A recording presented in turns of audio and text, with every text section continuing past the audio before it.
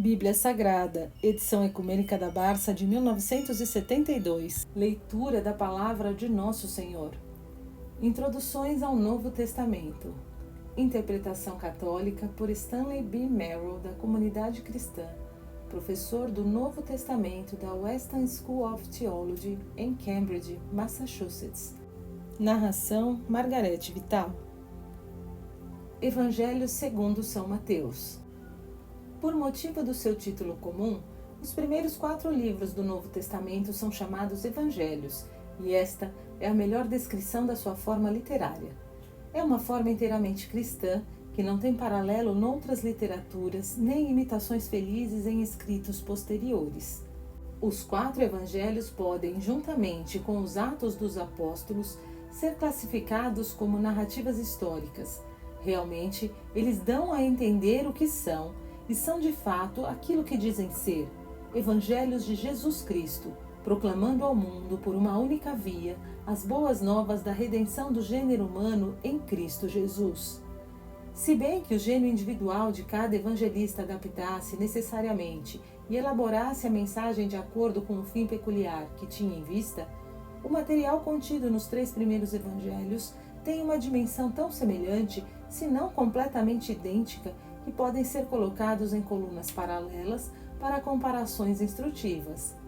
Tal acomodação é chamada uma sinopse, e os 3 primeiros evangelhos, como resultado disso, vieram a chamar-se sinópticos.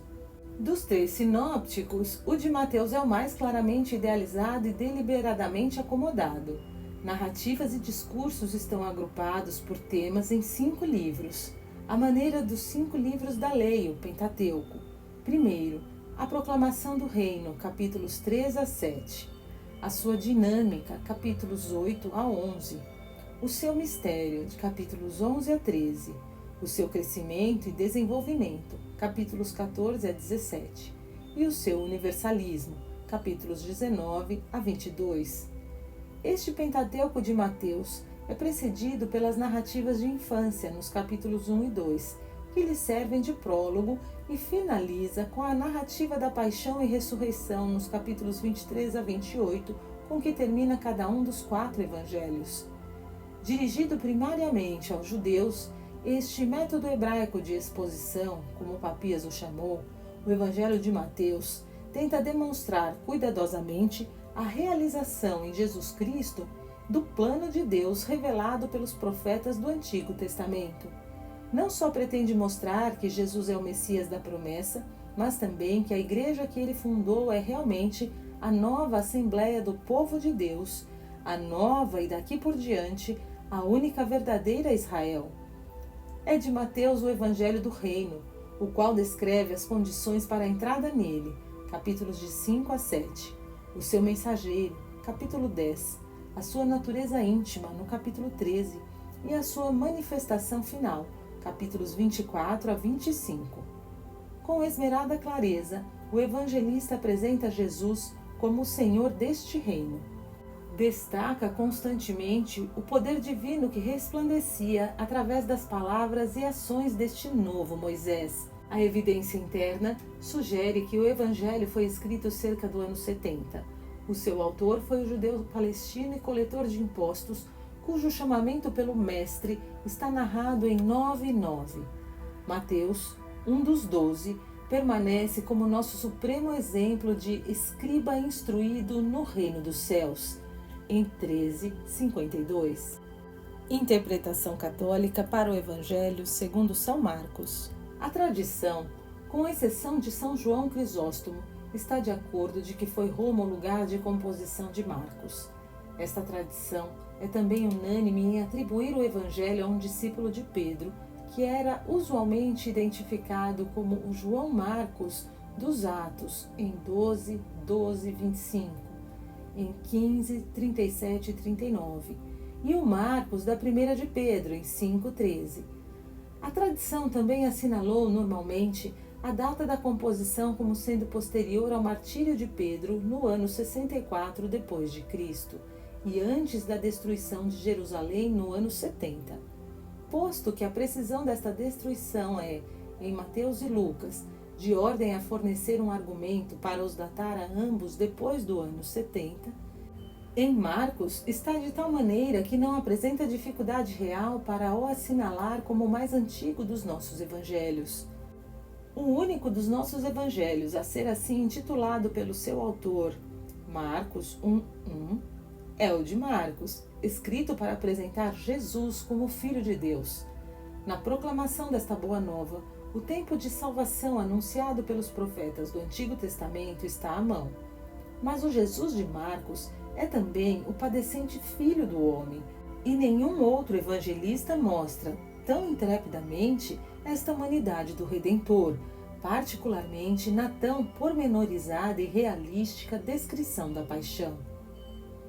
Este mistério de Jesus, Filho de Deus e Filho do homem, está sutilmente manifestado nos seus conflitos com os espíritos, em 1:10-13, assim como na oposição do povo a ele, em 2:1-3-6, e na sua rejeição pelos chefes desse povo, em 3:7-35, em 6:1-29. Os conflitos e a oposição conduziram Jesus a proibir que publicassem os seus milagres, por exemplo, 1:34, 3:12, 5:43, 7:36, 8:26. Do mesmo modo que o mistério da sua pessoa conduziu à dificuldade dos discípulos em compreendê-lo. Por exemplo, 4:13, 40 e 41, 6:37, 52, 7:18, 8:4, 9:6. Esta proibição e a falta de compreensão estão na base daquilo que desde o princípio deste século tem sido conhecido como segredo messiânico em Marcos. Não obstante, Marcos revela o mistério da pessoa de Jesus na primeira parte do seu evangelho, em 1:1-8:26, que culmina com a profissão de fé de Pedro, em 8:27-30, precisamente da mesma maneira como na segunda parte, em 8:31-16:8, apresenta uma visão paralela do sofrimento de Jesus que culmina com a paixão e ressurreição. Interpretação católica para o Evangelho de São Lucas. O médico amado de Paulo, conforme a Epístola de São Paulo aos Colossenses em 4:14, tem sido sempre considerado pela tradição, quer oriental, quer ocidental, como sendo Lucas, o autor do terceiro Evangelho. Este Lucas é também o autor dos Atos dos Apóstolos. Por consequência, o seu Evangelho pode ser considerado como a primeira parte de uma obra em 2 volumes sobre o Cristo e a sua Igreja. O propósito do seu trabalho é desenvolver uma narrativa e escrever um relato ordenado sobre os acontecimentos salvíficos que transmitiram àqueles que desde o princípio foram testemunhas e ministros da palavra, conforme 1:1-4. Escrevendo, evidentemente, na sua língua mãe, o autor realizou um trabalho proeminente pela excelência literária do seu grego. Cônscio de que os seus leitores seriam, primariamente, não-judeus, Lucas, no uso do Antigo Testamento, procura evitar, cuidadosamente, os termos semíticos ininteligíveis e mostrar, ansiosamente, a sua inclinação aberta e a sua simpatia por todas as desprezadas minorias do seu tempo, leprosos, publicanos, samaritanos. Autor de grande sensibilidade artística, cuida a ordem e a simetria narrativa, atento às exigências de unidade no estilo e de economia no pormenor. Para conseguir tudo isto, Lucas teve que fazer uma escolha discriminada entre as suas fontes. Cerca da metade do Evangelho de Marcos é, assim, incorporado ao relato de Lucas. Mas há, além disso, sinais evidentes do uso de outra fonte, uma coleção de sentenças de Jesus, comuns a ele e a Mateus. Acrescentemos que a narrativa Paixão-Ressurreição revela certas afinidades com o quarto Evangelho, indicando talvez uma posterior convivência com as tradições joaninas, antes de tomarem a sua forma escrita final. Tudo isto confirma o cuidado do evangelista em levar adiante a sua intenção, estabelecida no prólogo, de examinar e apresentar de forma ordenada os acontecimentos salvíficos da vida e obra de Jesus. Mas, além de toda esta diligência histórica e versatilidade literária, Lucas permanece sempre um ministro da palavra e o seu evangelho um querigma à proclamação da boa nova de Jesus Cristo à humanidade. Por consequência, a ordem que ele introduz na sua narração é primariamente teológica. Ele está consciente de que por detrás dele estão a tradição e o ensino da Igreja. A sua força sobre a universalidade da intervenção divina, sobre a benignidade e o perdão do Redentor, sobre o valor da renúncia e da oração, sobre a primazia do Espírito e sobre a alegria e paz do Espírito na vida cristã, logrou para o seu Evangelho uma série completa de bem merecidos títulos. É o Evangelho da misericórdia, da renúncia, da oração e do Espírito.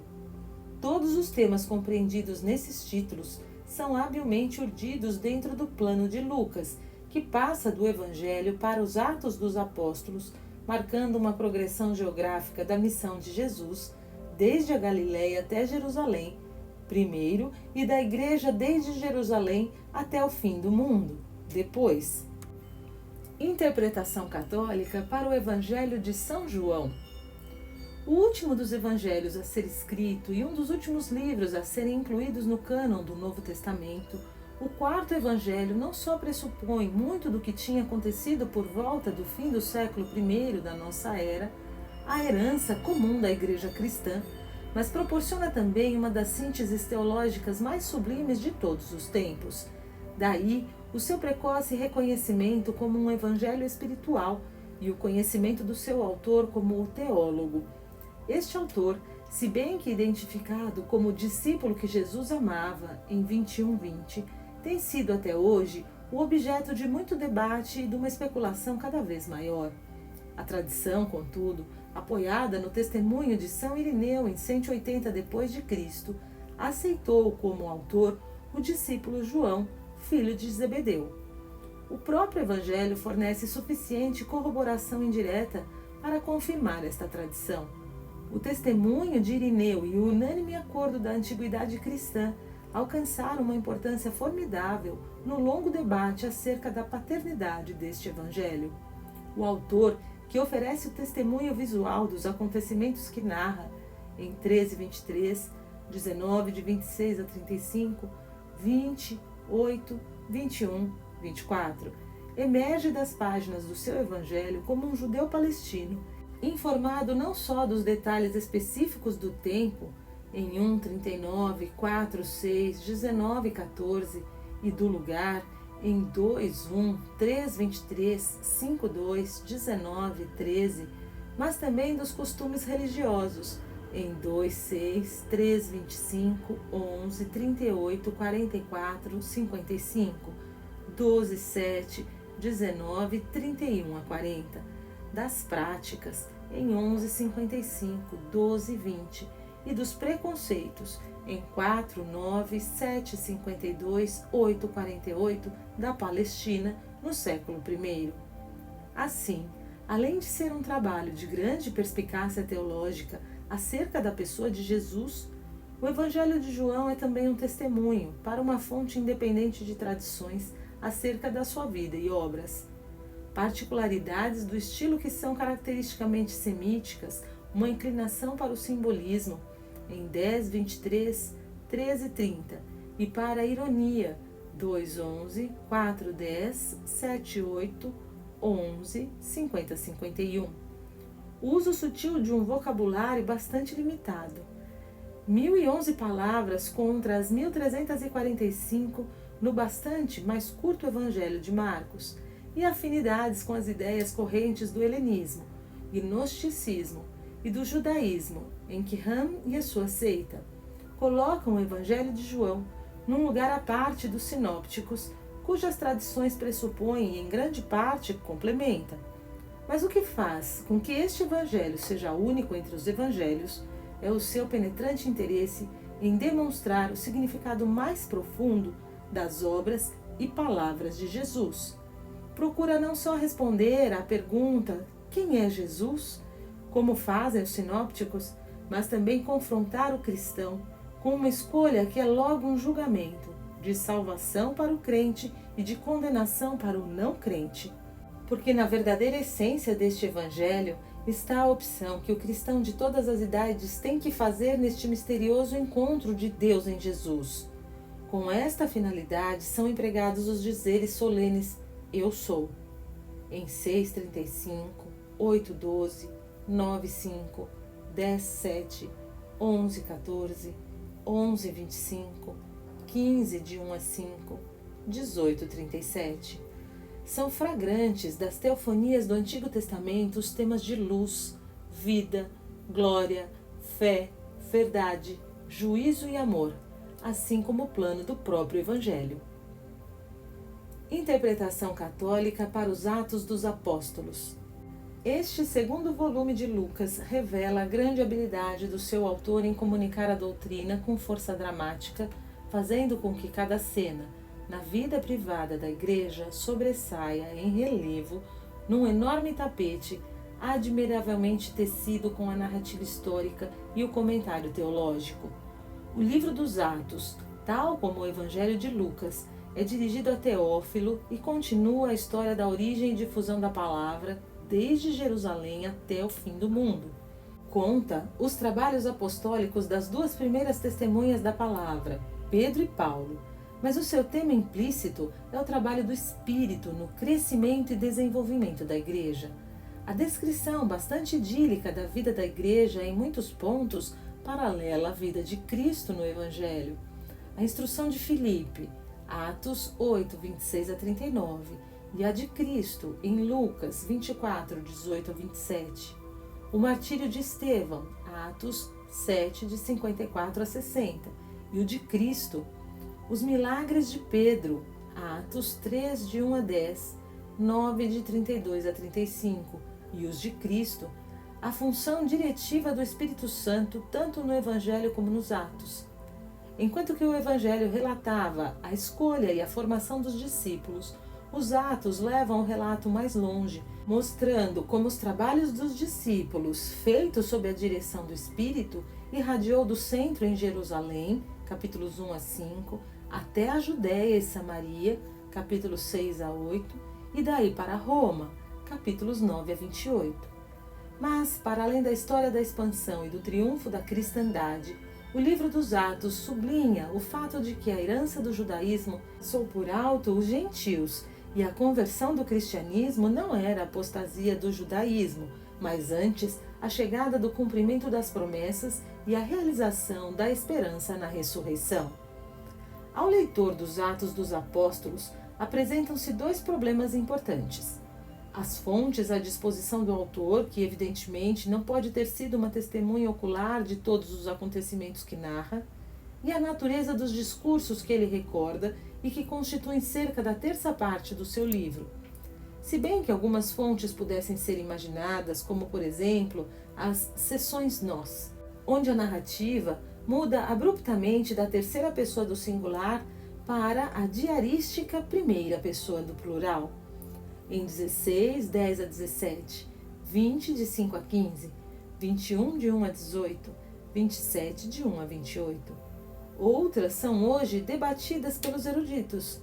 Não há, contudo, nos relatos recordados por Lucas, nada a impugnar, seja a responsabilidade do seu autor, seja a autenticidade das fontes que ele empregou com tão dramático sentido e discriminação teológica.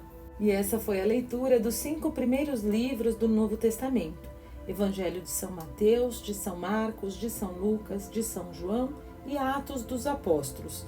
Ao todo, no Novo Testamento, são 27 livros. Então, como nós temos 4 interpretações e 27 livros dentro de cada interpretação, para não ficarem áudios muito extensos, eles vão ser divididos em alguns livros e dentro de cada início de áudio eu vou contar quais serão os livros, obviamente seguindo a sequência do Novo Testamento, desses 27 livros que estarão em cada um dos áudios.